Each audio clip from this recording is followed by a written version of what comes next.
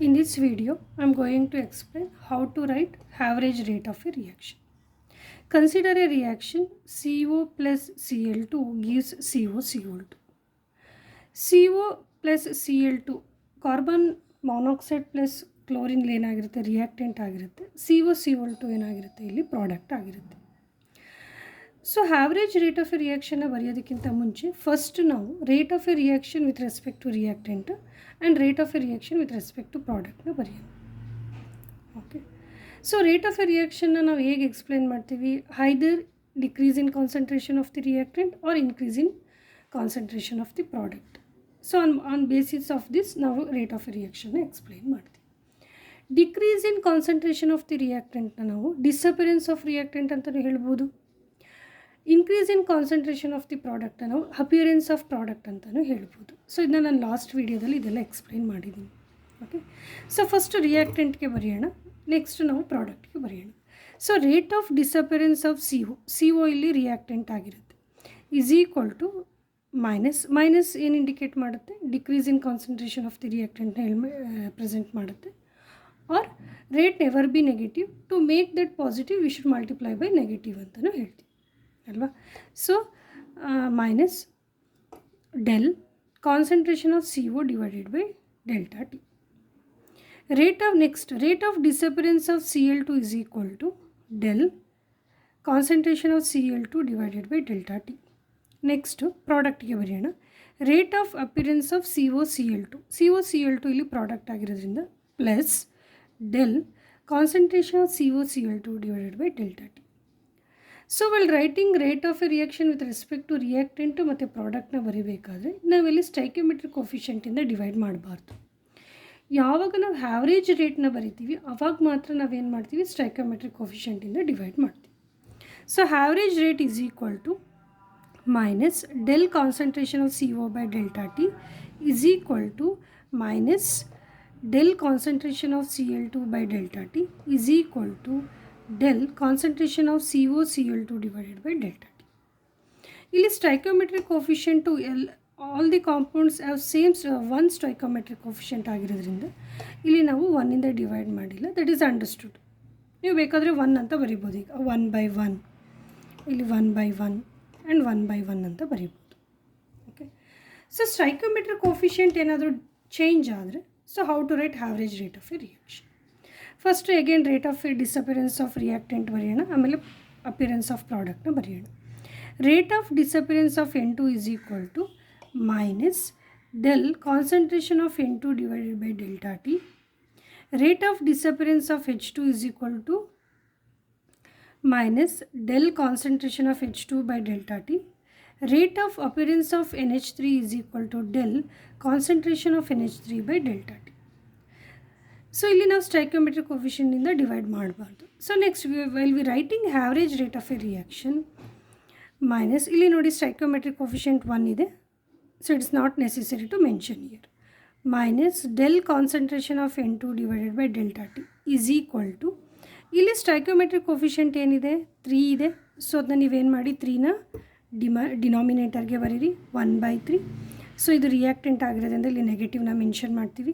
Minus 1/3 into del concentration of H2 divided by delta T that is equal to NH3 ಇಲ್ಲಿ product ಆಗಿರೋದ್ರಿಂದ ಇಲ್ಲಿ positive ಬರುತ್ತೆ.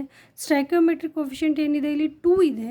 So ಅದನ್ನ ನೀವು 2ನ ನೀವೇನು ಮಾಡಿ ಡಿನಾಮಿನೇಟರ್ಗೆ ಬರೀರಿ 1/2 into del concentration of NH3 by delta T. So ಅದೇ ರೀತಿ ನೀವೇನು ಮಾಡ್ಬೋದು? ಇನ್ಸ್ಟಂಟೇನಿಯಸ್ ರೇಟನ್ನು ಕೂಡ ಬರಿಬೋದು. ಜಸ್ಟ್ ಏನಿಲ್ಲ, ಸ್ಮಾಲ್ ಚೇಂಜು. ಡೆಲ್ಟಾನ ನೀವೇನು ಮಾಡಬೇಕು? ಡಿ ಇಂದ ರೆಪ್ರೆಸೆಂಟ್ ಮಾಡಬೇಕು. ಡಿ ಏನು ರೆಪ್ರೆಸೆಂಟ್ ಮಾಡುತ್ತೆ ಇಲ್ಲಿ? ಇನ್ಫೈನಿಟಿಸಮಲ್ಲಿ ಸ್ಮಾಲ್ ಚೇಂಜ್ನ ರೆಪ್ರೆಸೆಂಟ್ ಮಾಡುತ್ತೆ. ಡೆಲ್ ಏನು ರೆಪ್ರೆಸೆಂಟ್ ಮಾಡುತ್ತೆ? ಲಾಂಗ್ ಇಂಟರ್ವಲ್ ಆಫ್ ಟೈಮ್ ಚೇಂಜನ್ನ ರೆಪ್ರೆಸೆಂಟ್ ಮಾಡುತ್ತೆ. Minus d concentration of N2 divided by d T is equal to minus 1/2 d concentration of H2 divided by dt is equal to, this is 1/3, 1/2 small d concentration of NH3 divided by dt. So like this we can write average rate and instantaneous rate. ಏನಕ್ಕೆ ನಾವು average rate of a ರಿಯಾಕ್ಷನ್ನು ಮತ್ತು instantaneous rate of a ರಿಯಾಕ್ಷನ್ನ ಬರೀಬೇಕಾದ್ರೆ stoichiometric ಕೋಫಿಷಿಯಂಟಿಂದ divide ಮಾಡಬೇಕು. So ನಿಮಗೆ ಎಲ್ಲ ಹೇಳಿರ್ತಾರೆ ಯೂಶ್ವಲಿ. ಸೊ ನೀವು ಆವ್ರೇಜ್ ರೇಟ್ ಆಫ್ ಎ ರಿಯಾಕ್ಷನ್ನ ಬರೀಬೇಕಾದ್ರೆ ಸ್ಟೈಕ್ಯೋಮೆಟ್ರಿಕ್ ಕೋಫಿಷಿಯಂಟ್ನ ನೀವು ಡಿನಾಮಿನೇಟರ್ಗೆ ಬರೀಬೇಕು, ಡಿವೈಡಲ್ಲಿ ಕೆಳಗಡೆ ಬರೀಬೇಕು. ಏನಕ್ಕೆ ಅದನ್ನು ಬರೀಬೇಕು? ಸೊ ನಾನು ಅದನ್ನು ಎಕ್ಸ್ಪ್ಲೇನ್ ಮಾಡ್ತೀನಿ. ಸೊ ಜಸ್ಟ್ ಜನರಲ್ ಈಕ್ವೇಷನ್ನ ತಗೊಳ್ಳೋಣ. That is A gives 2B. This is one general equation. So when time t is equal to t1, time t is equal to t1 ಅಂದರೆ when we started the experiment, ಆವಾಗ concentration of the let's take concentration of the ರಿಯಾಕ್ಟೆಂಟ್ನ ನಾನಿಲ್ಲಿ A0 ಅಂತ ನಾನು ತೊಗೊಂಡಿದ್ದೀನಿ. At that time product ಏನಾಗಿರುತ್ತೆ? 0 ಆಗಿರುತ್ತೆ. After some time at time T2ಲಿ A0 ಅಲ್ಲಿ ಏನಾಗುತ್ತೆ? X moles gets reacted. X moles react ಆದರೆ ಇನ್ನು ಎಷ್ಟು ಉಳಿಯುತ್ತೆ? A0 ಮೈನಸ್ ಎಕ್ಸ್ ಉಳಿಯುತ್ತೆ. ಹಾಗಾದರೆ ಪ್ರಾಡಕ್ಟ್ ಎಷ್ಟು ಫಾರ್ಮೇಷನ್ ಆಗುತ್ತೆ? ಇಲ್ಲಿ ನೋಡಿ, ಸ್ಟೈಕ್ಯೋಮೆಟ್ರಿಕ್ ಕೋಫಿಷಿಯಂಟ್ 1:2. ಇಲ್ಲಿ ಪ್ರಾಡಕ್ಟ್ ಎಷ್ಟಿದೆ? 2 ಇದೆ ಅಲ್ವಾ? ಸೊ ರಿಯಾಕ್ಟೆಂಟ್ ಎಷ್ಟು ಡಿಸೋಸಿಯೇಟ್ ಆಗಿದೆ? ಎಕ್ಸ್ ಮೋಲ್ಸ್ಗೆ ಎಷ್ಟು ರಿಯಾಕ್ಟೆಡ್ ಅಥವಾ ಡಿಸೋಸಿಯೇಟ್ ಆಗಿದೆ? ಹಾಗಾದರೆ ನಮಗೆ ಜಸ್ಟ್ ಯೂನಿಟರಿ ಮೆಥಡ್ನ ನೀವು ಇಲ್ಲಿ ಅಪ್ಲೈ ಮಾಡಿ. ಸೊ ಅದೆಷ್ಟಾಯಿತು? 2x/1 ಆಯಿತು. x into 2 divided by 1. So ಎಷ್ಟು ಪ್ರಾಡಕ್ಟ್ ಫಾರ್ಮೇಷನ್ ಆಗ್ತಿದೆ? ಟೈಮ್ T2ಲಿ 2x ಏನಾಗ್ತಾಯಿದೆ? ಇಲ್ಲಿ ಫಾರ್ಮೇಷನ್ ಆಗ್ತಾಯಿದೆ. ಓಕೆನಾ? ಸೊ ನಾವು write average rate of a reaction with respect to ರಿಯಾಕ್ಟೆಂಟ್ನ ಬರೆಯೋಣ. So rate of a reaction is equal to reactant ಆಗಿರೋದ್ರೆ so we should write negative delta concentration of the reactant divided by delta T with respect to time is equal to change ಅಂದರೆ final minus initial R2 minus R1 divided by T2 minus T1. ಇಲ್ಲಿ R2 ಅಂದರೆ final, ಇದನ್ನು R2 ಅಂತ consider ಮಾಡೋಣ, ಇದನ್ನು R1 ಅಂತ consider. R2 ಎಷ್ಟಿದೆ? A0 minus X ಇದೆ. R1 ಎಷ್ಟಿದೆ? Minus A0. Change T2 minus T1 ನಾನು T ಅಂತ ಕನ್ಸಿಡರ್ ಮಾಡ್ತೀನಿ. Plus A0 minus A0 gets cancel. So ಎಷ್ಟು ಉಳಿಯುತ್ತೆ? ಮೈನಸ್ x/T ಉಳಿಯುತ್ತೆ. ಸೊ ಇಲ್ಲಿ ಅಗೇನ್ ಮೈನಸ್ ಆಫ್ ಮೈನಸ್ ಅಲ್ವಾ ಇಲ್ಲಿ? ಸೊ ಮೈನಸ್ ಆಫ್ ಮೈನಸ್ ಮಾಡಿದ್ರೆ ನೀವು ಇಲ್ಲಿ get what? x/T. Okay. So ಅದೇ ರೀತಿ ವಿತ್ ರೆಸ್ಪೆಕ್ಟ್ ಟು ಪ್ರಾಡಕ್ಟ್ನ ಬರೀರಿ. Rate of a reaction with respect to product is equal to delta concentration of the product divided by delta T. That is equal to P2 minus P1 divided by T2 minus T1. This is P2 final product, this is P1 initial product. Okay, so P2 ಎಷ್ಟಿದೆ? ಇಲ್ಲಿ 2x ಇದೆ.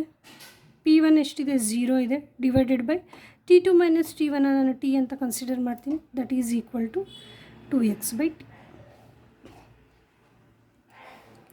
2x minus 0 divided by T that is equal 2x/T. So ನೀವಿಲ್ಲಿ observe ಮಾಡ್ಬೋದು, rate of a reaction with respect to reactant x/T ಬಂದಿದೆ, with respect to product 2x/T ಬಂದಿದೆ. So to standardise these to make them equal ನಾನು ಏನು ಮಾಡ್ತೀನಿ? Into 1/2 ಮಾಡ್ತೀನಿ. Into 1/2 ಮಾಡಿದ್ರೆ so 2 gets cancel, we get x/T. So ಈಗ rate of a reaction with respect to reactant ಮತ್ತು product ಎರಡೂ ಕೂಡ ಏನಾಯಿತು? ಇಲ್ಲಿ ಈಕ್ವಲ್ ಆಯಿತು. So rate of disappearance is equal to ಏನಾಯಿತು? ರೇಟ್ ಆಫ್ ಅಪಿಯರೆನ್ಸ್ ಆಯಿತು. ಸೊ ದಟ್ಸ್ ವೈ ಈ ರೀಸನಿಂದ ನಾವೇನು ಮಾಡ್ತೀವಿ? ಇಲ್ಲಿ average rate of a reaction ಅಥವಾ ಇನ್ಸ್ಟಂಟೇನಿಯಸ್ ರೇಟ್ ಆಫ್ ಎ ರಿಯಾಕ್ಷನ್ನ ಬರೀಬೇಕಾದ್ರೆ ಸ್ಟೈಕ್ಯೋಮೆಟ್ರಿಕ್ ಕೋಫಿಷಿಯಂಟ್ ಇದ್ದಲ್ಲಿ ನಾವೇನು ಮಾಡ್ತೀವಿ? ಡಿವೈಡೆಡ್ ಮಾಡ್ತೀವಿ, ಅದನ್ನು ಡಿನಾಮಿನೇಟರ್ಗೆ ಮಾಡ್ತೀವಿ. ಸೊ ಈ ರೀತಿ.